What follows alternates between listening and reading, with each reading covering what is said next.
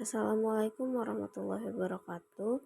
Perkenalkan, saya Mutia Fifatur Rahmi dari kelas A ingin mempresentasikan tentang computer configuration. Nah, untuk yang pertama di sini ada upgrade komputer hardware motherboard. Nah, komputer perlu diperbarui secara rutin karena kebutuhan yang berubah dan perangkat lunak serta perangkat keras baru menuntut kinerja lebih tinggi. Saat mengupgrade motherboard, Anda mungkin juga harus mengganti CPU, pendingin, dan kipas, RAM, casing, serta memastikan satu daya kompatibel. Proses upgrade dilakukan di permukaan anti-plastik, pecahan pada CPU, dan pendingin jika masih digunakan dengan pasang CPU atau RAM baru bila diperlukan. Jangan lupa untuk membersihkan dan mengaplikasikan ulang pada internal. Selanjutnya ada step to upgrade a motherboard. Nah, didokumentasikan dulu semua posisi kabel dan kartu ekspansi. Lepaskan seluruh kabel dan kartu ekspansi, lalu lepas motherboard. Lama sambil memperhatikan letak skrup dan stand off.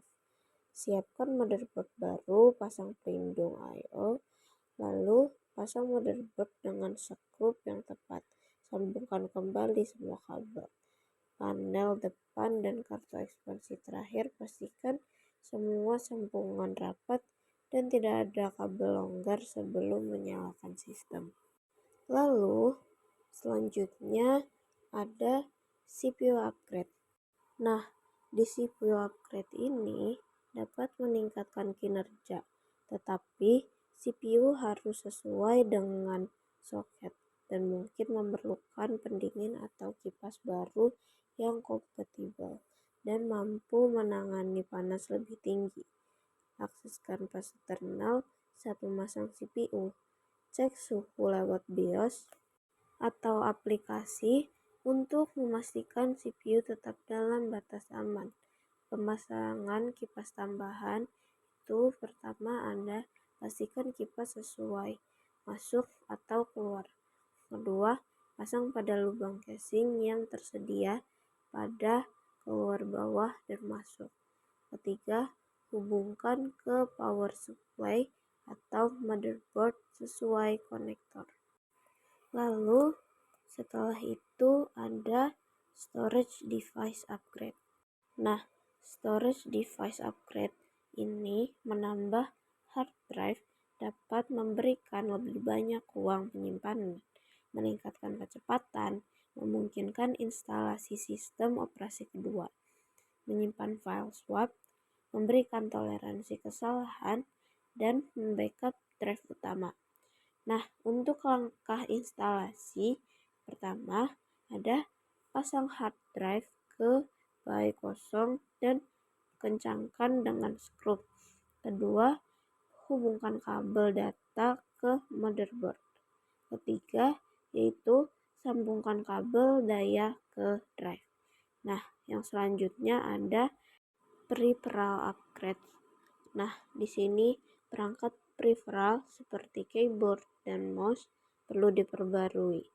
Jika sudah tidak berfungsi, ingin meningkatkan kinerja atau butuh kenyamanan lebih, pembaruan dapat dilakukan dengan mengganti perangkat ke mode ergonomis. Mengonfigurasinya untuk tugas khusus seperti mengetik dalam bahasa lain atau menyesuaikannya agar lebih ramah bagi pengguna dengan disabilitas. Namun, terkadang tidak mungkin melakukan pembaruan menggunakan slot ekspansi atau soket yang sudah ada. Dalam hal ini, Anda mungkin dapat melakukan pembaruan menggunakan koneksi USB jika komputer tidak memiliki koneksi USB tambahan.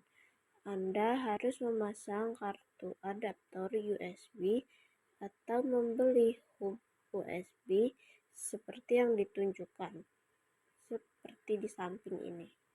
Setelah itu ada power supply upgrade. Nah, di sini upgrade hardware bisa meningkatkan kebutuhan daya, sehingga daya mungkin perlu diganti. Anda bisa menggunakan power supply wattage calculator untuk memperkirakan kebutuhan dayanya.